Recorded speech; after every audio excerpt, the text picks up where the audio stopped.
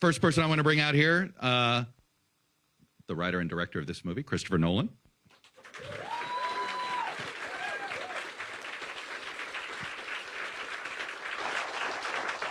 We have the author of the book that this movie was based off, that's called American Prometheus, Kai Bird.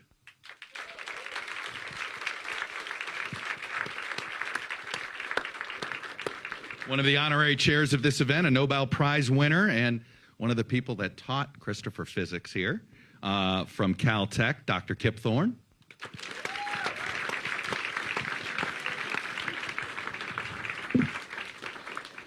The current director of the Los Alamos National Laboratory, who is sitting in the job, Mr. Oppenheimer, Dr. Oppenheimer sat in, Dr. Tom Mason.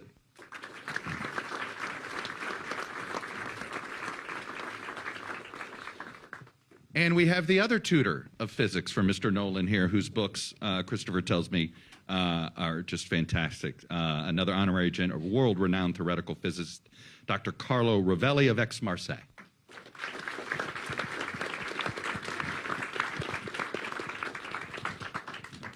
All right. Christopher thinks he's going to get the first question, but he's not. Kai gets the first question. It's his book. You get to be the first critic here. How did he do? How did it comport with your portrayal? How do you feel as if the character you wrote about and researched, and how did he portray him? Well, I first want to say that I just wish Marty Sherwin was here, my co-author on the book, who would have been blown away. It was, you know, Marty worked on this book for 25 years, and when we learned from Christopher that he was doing this, it was welcome news, but we were skeptical, I have to say. Why?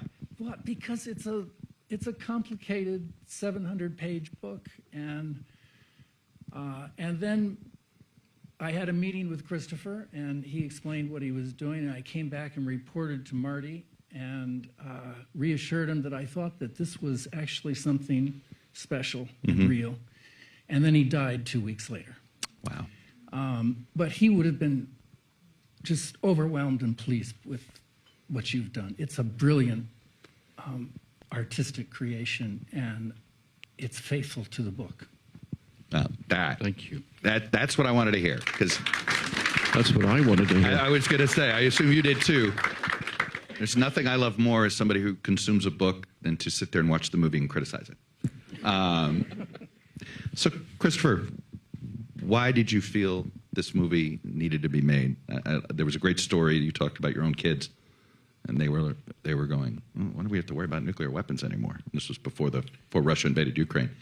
And then your response was, "Well, this is why I have to make the movie."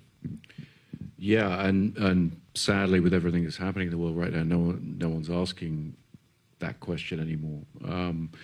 But to me, you know, there were two answers to that. You know, one is maybe that's a reason to make the film, but the other is that the story itself, particularly as found in American Prometheus, the story of Robert Oppenheimer's life, and obviously in particular his relationship with the Manhattan Project, but his entire life, involves some of the most dramatic elements I've ever encountered in anybody's story, fictional or real. And so for me, everything really was about wanting to dive into his head, you know, really try and live his experience with him. And in that way, you know, when I talk to everybody, Killian, everybody involved with the film, is, you know, we're trying to keep people in his point of view, and in that way achieve understanding rather than judgment. And the hope is that by achieving that and going through the story that way, you sort of leave the film with some unsettling questions and some troubling issues. Right before you probably heard me say, and I said, you know, it's okay, I think, if you feel this anxiety. I felt a ton of anxiety after watching the film. And as I shared with you, the same anxiety I go home from work every day with about our current political situation, our current state of our democracy, I felt that after watching this movie, and I assume that's exactly what you want. Yeah, I mean, I think the idea of addressing this story, firstly as simple dramatic experience, it's a tricky word to use with a movie to say entertainment. But the thing about cinema, the thing about a dramatic film as opposed to a documentary, is it's about engagement, and it's about trying to give the audience an experience.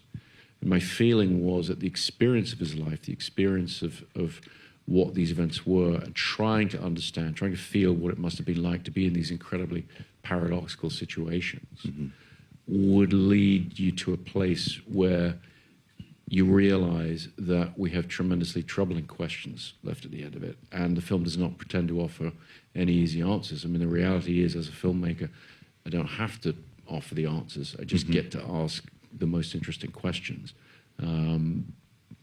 But I do think there's tremendous value in that if it can resonate with the audience, you know, after they've seen it. Tom Mason, you run Los Alamos now. I'm curious, the Los Alamos scenes in the movie, how familiar did it feel? What's there today that would be familiar to us if we showed up there? Well, I actually recognized a few faces in some of the scenes because there was a period in March where a large number of my staff were on vacation working as extras on the film. But, good gig. You know, Los Alamos in northern New Mexico is a very special place. I mean, it's a dramatic place for dramatic events, and I think you saw some of that in the scenery in the film. And you know, there's the audience may not be aware of it, but certainly Christopher is. A lot of the buildings that were used, Oppenheimer House is the same Oppenheimer House. Remarkably, although it was sold after the war, it was essentially unchanged. And the woman who owned it passed away a couple of years ago. Fuller Lodge, you know, is there. There's actually a Manhattan Project National Historic Park, and so it was for me fascinating to see these historic sites come alive. You know, and come alive in a way where, you know, these are images that I know. You know, I see them every day. And before I was at Los Alamos, I was in Oak Ridge, and you know, the story of the birth of those institutions is really important to all the people who work there, and that's something that you could really see reflected, both in the scenery and the faces of the people who inhabited the space. Well, it gives the most knowledgeable extras we've ever had. I mean, this scene where Oppenheimer comes in the back of the meeting, and I was saying to the extras, not really thinking about where they were from, you know, well, if you could all be arguing about, you know, the shift in geopolitical tension, you know, the use of the bomb, is it going to be used against Germany? But now we're talking about Japan.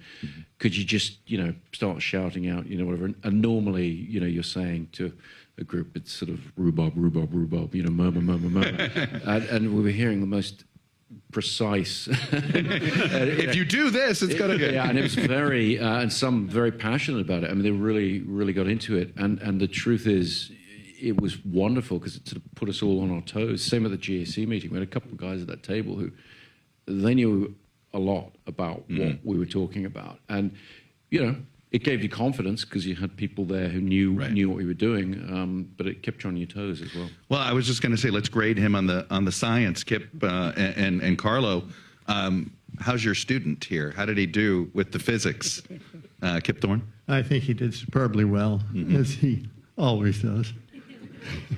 I worked with him very closely on Interstellar, and among all the people I've worked with in Hollywood, he understands more science, I think, having learned it by browsing the web, than anybody else except Anne Hathaway. Carlo, what would you like to add on that? Because portraying science and making it, you know, compelling, it's, you know, not easy. I mean, we were talking about, I mean, the marbles. I guess they were marbles or stones or whatever, showing the progress. I mean, that was a great, obviously a great use there. What did you think? How did he do on the science there, Carlo? Well, actually, you just saw the movie, and I'm still under the spell of the movie. So first thing, I think, Christopher, I think you did a masterpiece. I'm strongly affected by the movie. I think it's wonderful. Chuck, allow me to say that I think everybody should see this movie because not only because it's fantastic, but because what it raises, the kind of questions that it raises, are not just about the 40s and about general issues about morality of scientists, things like that. They're questions, they're burning questions today. The doomsday clock that is supposed to estimate the risk of nuclear catastrophe has never been closer to midnight. So we are in a situation in which the kind of concerns that Oppenheimer was expressing in this confused way are our concerns today. And I think this is what the movie brings out so strongly.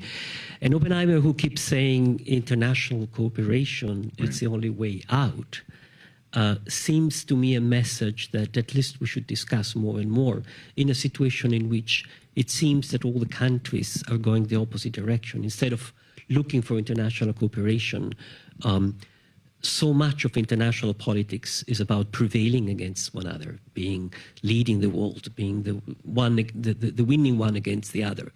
And the risk of a catastrophe is enormous. So I think the intensity of the movie is also because it touches a real risk, which is now. And these images in which Oppenheimer himself sees his friend being sort of burned alive, I think should talk to all of that and make us think. And that's why I think we should all see this movie. Let me just add one thing about the science. It's not just simply the science itself, but the scientific process that Chris has captured so beautifully. The central issue that comes out in your book and then in the movie very strongly of the contrast between this security system that needs compartmentalization and doing the science and doing the science successfully and doing the science quickly, which requires openness. It requires that people working on different aspects of the problem communicate about what they're working on, because what this person is doing in that area will influence what happens with this person in this area. And if you have compartmentalization, you're dead. It'll take far, far longer. And this comes out very nicely in the movie. And that, in some ways, understanding that is in some ways more important than understanding the science, understanding the scientific process and how it works. Talk about, I mean, you portrayed that. What was the hardest part of portraying the science? What was your biggest challenge, and how did you think was the best way to attack it? Well, the hardest part was, I visited the Institute for Advanced Study in Princeton to see about filming there, and indeed they did very generously let us film there in Einstein's office and the real pond that they would walk by. But the then director, Robert Digraph, another brilliant physicist who could sit on this panel, and he very generously gave me some of his time to talk about, quantum physics, to talk about these things, the revolutionary nature of what Oppenheimer was visualizing, because I wanted to jump in his head and see these things and feel them, to have some kind of almost threat to them, that he's almost having visions, put it that way, in order to make it clear to the audience the revolutionary and almost magical nature of this shift from classical physics to quantum physics.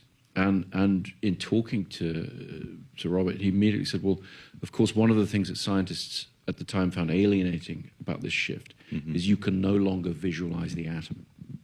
Now, to a filmmaker who's about to try and film the I was just going to say, you can't visualize it. Exactly. Then it's a visual medium. Exactly. Right. So what do I do? So he generously gave me a couple of hours. He sort of sat there and talked about it. And in the end, in talking it through with him, we sort of realized that the advantage that cinema has is, Eisenstein referred to it in editing many years ago as shot A plus shot B gives you thought C. So, it could be more, the thought could be more than the sum of its parts, the whole. And so I went to Andrew Jackson, my visual effects supervisor of several films, showed him the script very early on and said, okay, we want to do these things without computer graphics. We want to have a thread of imagery, sort of starting with these very first sort of visions. This sense of, what these guys were doing is they were looking into dull matter and seeing energy that could ultimately be released in the destructive power of the atomic bomb.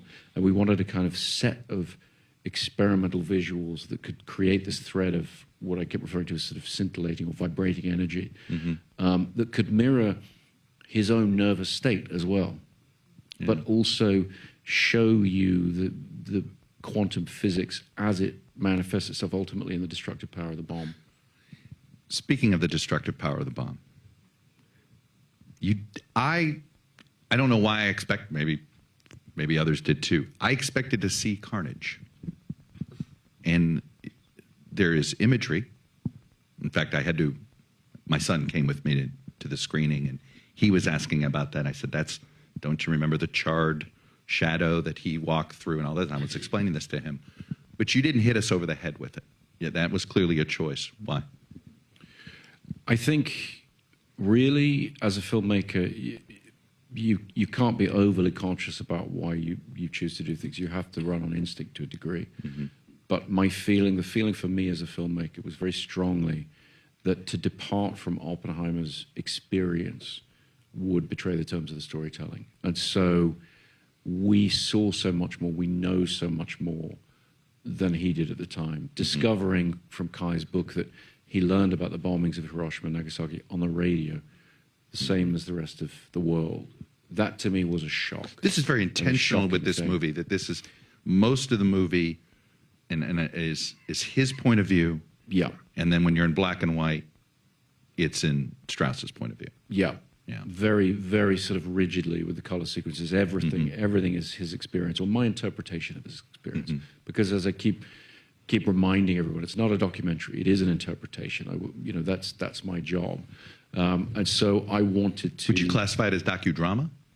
No, I think Really? it's drama. I think it's narrative, dramatic filmmaking. I think that whilst I do think the film is perhaps more accurate than some people might think, coming to it fresh, because there are sort of extraordinary things. I mean, to take one example, when you read American Prometheus and you learn that, his tutor at Cambridge, Patrick Blackett, who's the guy played by James Darcy, who he tries to poison. Right. He later on is the first physicist to really write questioning America's motives in dropping the bomb on Japan. Now, no screenwriter would invent that. It's far too seemingly fanciful. Right. But that's the truth. And the film is full of those things. And so a lot of the things, when Kitty Oppenheimer is testifying, Right. That's from the transcript. Well, I was most of just the going to words- say, having so much, I mean, that transcript, you're handed. Yeah, I mean, 1,000 pages. imagine not of having that. transcript. No, I can't. Right. No, and I never would have taken the project on without Kai and Marty's incredible work. I mean, that gave you sort of confidence. But yes, to come back to the choices of what to portray or not, to me, it's really about staying in his head. There's also, I would say, a recurring motif. I mean, I don't deal too much in spoilers for people who haven't seen the film, if people are writing about it, but. Right. There's a lot to do with what he won't look at. But There's a lot to do with him closing his eyes. My favorite retort, though, that you said about that, you were worried about spoilers, and then you said, well, there's Google. Right?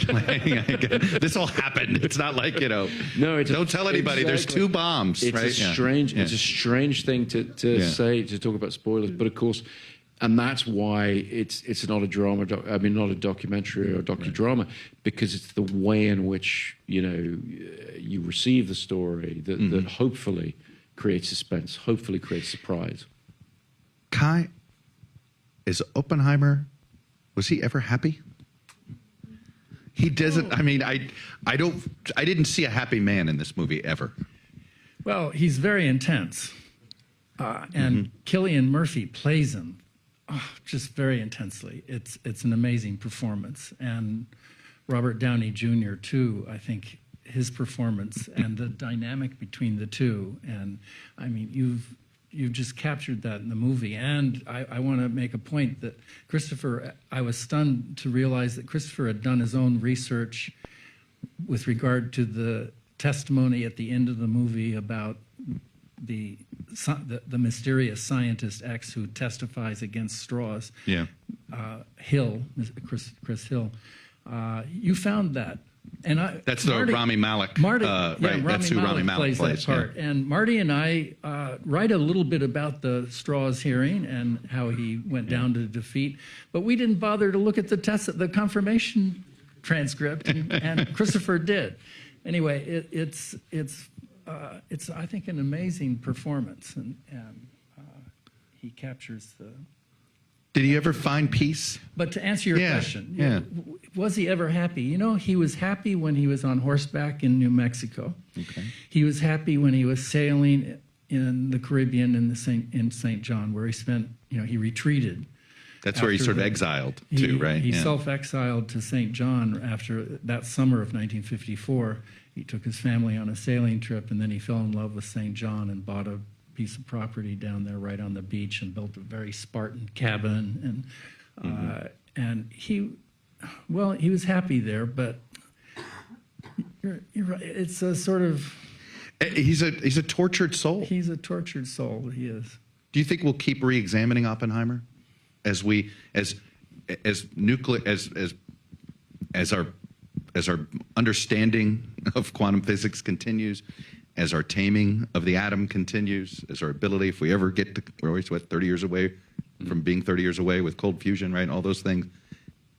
Will we continue to relitigate his legacy? I hope so. I mean, when I talk to the leading researchers in the field of AI right now, for example, they literally refer to this right now as their Oppenheimer moment.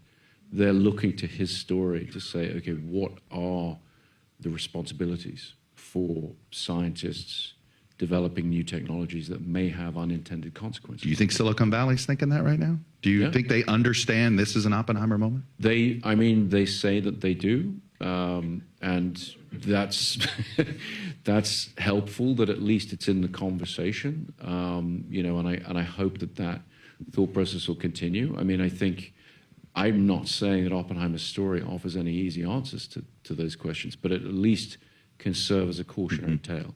It at least could show, where some of those responsibilities lie, and have people take a breath and think, okay, what is the accountability of Well, the technologist? I think it's also going to jumpstart a conversation about the role of scientists and the need for us as a society drenched in technology and science to have scientists as public intellectuals. Well, do we feel as if the McCarthy era just sort of, do you feel like, Kip, you've crossed a couple of generations here in the scientific community. Do you feel like scientists sort of from the generation older than you felt that chill? What happened to Oppenheimer, and they were like, all right, maybe I won't get into the political space. I think that some of them did. Some didn't. I think that I was much influenced through my father, who dealt with McCarthyism as a chair of a faculty in Utah at the time when we had a governor who was dictating the Board of Trustees fire faculty for the left-wing tendencies. So he went through this. Speaking out, and he had to stand up for them. He was as the chair of the faculty. So I went through this in my own family through him. Then I went on, and I saw another aspect of this, which is quite interesting. I spent a lot of time in the Soviet Union. I had collaborations with Yakov Borisovich Zeldovich, who with Andrei Sakharov was regarded as the father of the Soviet hydrogen bomb. Right. And if you asked your Russian colleagues, why did you build the bomb for Stalin? Stalin was obviously such a terror, and the struggles that they had were similar to what Oppenheimer had, but I think more extreme in some ways. Right. Carlo, go ahead. Tom. I was going to say, even though Oppenheimer was only in Los Alamos for 2.5 years, roughly, what he brought to the position is still with us today in terms of the culture of the laboratory and the commitment to free and open debate, within the walls, even though we're still doing sensitive work. And also, the importance of bringing the best technical advice.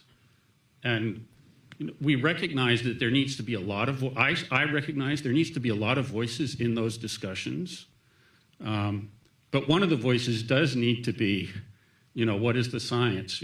The last thing you want to have is have a consequential policy debate based on a faulty understanding of the science. I'm curious what you thought of the line, if you remember it, when Oppenheimer, when I think it was one of the colleagues of Oppenheimer says, "You're not a scientist anymore, you're a politician." Do you feel like a politician running Los Alamos or a scientist still? So I did my research on neutron scattering, and if I bumped into a neutron in the hall now, I probably wouldn't recognize it.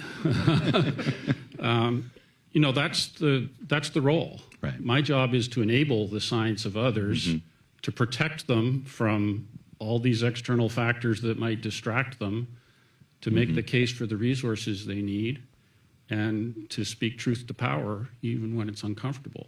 Carlo, do you think we'll see more scientists speak out, or do you? I mean, look, there was a chill post-COVID. Look what has happened at Anthony Fauci, right? Look at what happened to Oppenheimer. I mean, there are a lot of parallels between Fauci and Oppenheimer right now. I hope there will be more scientists speaking out. A lot of great physicists, American physicists, are here in the audience. Let me make this comment. Having weapons of mass destruction and living in this planet, humankind thinking just about building things to kill one another and trying to dominate one another is obviously madness and stupidity. But humans are not always so mad, and there have been a lot of moments in history. Think just about the treaties about limiting nuclear weapons that the Soviet Union and the United States were able to negotiate in the moment of in the hardest moment of the Cold War, with a huge ideological clash and ideological difference. Nevertheless, reasonable people in power could, decide to sit down. And at that point, scientists and in particular physicists played a big role. That's what Kip was referring to. There was a communication between American and Russian scientists, which was both culturally and also directly important for. And I think that's what should happen today. I mean, the scientists, for scientists, for our world, the Russians are friends, the Chinese are friends. Right. And I think that's what we should learn and tell the politicians, stop this madness of just trying to prevail. The laws of physics are the same in China as they are in the United States, as they are in Russia. The physics is the same, but it's more. It's also, one of the beautiful things we see in the movie, it's the openness of some scientists. I mean, first of all, I loved seeing Oppenheimer getting engaged with the wasteland, with Eliot, with modern pictures, this openness, and with politics. I mean, the science is not a closed thing. It's something that talks with the rest of the culture and should talk with the rest of the culture and should contribute. But ultimately, the decisions are not the scientists. Ultimately, the decision is society, is politics. And that's where we need to calm down the current tension and the disasters, I think. Let's talk about, Christopher, if I could get you to do 2 screenings, right? I'd have you do 1 screening to the U.S. Congress. What would you hope they would take away from this? I think more than anything, coming out of making the film and as it starts to go out to the world, I realized that we talked about this earlier, our relationship with the fear of nuclear weapons ebbs and flows with the geopolitical situation. Right. And it shouldn't, because the threat is constant. And very often, when you look back at history, some of the closest moments to nuclear disaster have actually been in times of relative calm geopolitically. So even though the situation in Ukraine kind of puts it more in the forefront of people's minds, the truth is nuclear weapons are an extraordinarily dangerous thing to have lying around the house. And it is not something we should ever forget about, and it's not something we should take lightly. And one of the things that frightens me the most about, you talk about coming home from work with anxiety, but when I hear in the media reasonable people talking about tactical nuclear weapons, right, as if this distinction can be made, and can be made via first politicians and media sort of warming us up to the idea that perhaps there's a certain size of nuclear weapon that would be acceptable as opposed to the large ones. It's kind of like the word clean coal. Sorry. Yeah, it's very much clean coal, very tactical nukes. I don't think they exist. Well, and part of the fascination about Oppenheimer is, as you dig into his story, one of the things he did. You talk about things I had to leave out of the film that are in Kai's book and everything. One of the things that he did, he was not naive. He did not get crushed by the system out of naivety. He was incredibly sophisticated, And he started talking about tactical weapons, bring the battle back to the battlefield, because he wanted to play the army off against the Air Force, essentially. He wanted to temper the threat of these giant genocidal H-bombs that the Air Force wanted to have in the air 24/7. But you know, you had it, I think he reiterated a few times in the movie, and it's held true, where his belief was, well, if we use it once, it'll mean they won't use it again. So far, that's been true. So it's interesting. There's a book by Hariri, one of 21 Lessons for the 21st Century. And one of the things he talks about is if you look at all of recorded and only partially recorded human history, for most of that period of time, 15% of the population died from violence, from armed conflict. Since 1945, it's been single-digit percentages. So Oppenheimer's and Bohr's dream that war would end did not come to pass, obviously. But as horrific as the concept of mutual assured destruction is, it has acted as a restraint. And if you ask, So far. Fingers crossed. But if you ask what role is nuclear deterrence playing right now in the Ukraine, it is containing the conflict. Now, it's scary because we don't know whether or not it's going to hold. But then again, you know what also nuclear deterrence has done? It's deterred how much we help. It has deterred our ability to help Ukraine more. Absolutely. And but you know, why no fly zone? Because you've got to enforce it. But I would say we have seen what happens when wars spread across borders in Europe. We saw it in 1939. We saw it in 1914. So, you know, one of my predecessors, I think it was Norris Bradbury, said the role of nuclear weapons is to force world leaders to think of other solutions to their problems. One more screening I want you to have, which is in Silicon Valley. And what do you want those guys to take away from this film? I think what I would want them to take away is the concept of accountability. Not to sideline the conversation to the labor disputes going on in Hollywood right now, but a lot of it, when they're talking about things like AI, when we talk about these issues, they're all ultimately boiled down to the same thing, which is when you innovate with technology, you have to maintain accountability. And the rise of companies over the last 15 years who bandy about the words like algorithm, not knowing what they mean in any kind of meaningful mathematical sense. These guys all know what an algorithm is, what it does. People in my business talking about it, they just don't want to take responsibility for whatever that algorithm does. And applied to AI, that's a terrifying possibility, terrifying. Not least because as AI systems go into the defense infrastructure, ultimately they'll be in charge of nuclear weapons. And if we allow people to say that that's a separate entity from the person who's wielding, programming, putting that AI into use, then we're doomed. It has to be about accountability. We have to hold people accountable for what they do with the tools that they have. Speaking of this stuff, you didn't use any CGI. Did not use conscious That's a decision. much lighter question to answer. So it's a nice. Well, I say that, but you didn't, because you know, I didn't. and I wonder, are you going to pledge to not use CGI going forward? You don't want to be involved in generative AI. I mean, are there certain things you won't do? No, not at all. And I think that AI is already a very powerful tool in our business as far as visual effects go. The interesting thing, as you say, is computer graphics. To me, they're a touch anodyne. They're very versatile, but they tend to lack threat. Of course, now they're seeming threatening in other ways. But as far as your actual use of them, and as a filmmaker, you're trying to gauge, you know, what colors are in your paint box, what techniques are you going to use, what's the feeling. And so in an earlier film, at the end of one of my films, there's a nuclear explosion in Dark Knight Rises. It's meant to feel like it's far away enough that it's not going to affect you and whatever. And so you're actually meant to have a sense of, okay, we got away with it at the end. We did that with CG. It was beautifully rendered. My team, you know, incredibly well researched. But coming to portray the Trinity test, and obviously we're here, you know, leading up to the anniversary of the Trinity test tomorrow. But it was like, okay, this has to feel dangerous. This has to feel beautiful and terrifying in equal measure. And real world imagery, real world things. I think they have that bite. Well, I think beautiful and terrified. It's a pretty good. We should put that on a movie poster, because it was beautiful and it was terrifying. Congratulations. Thank you. I think we mean that as a compliment. Thank you very much. And what a panel. Thank you, guys.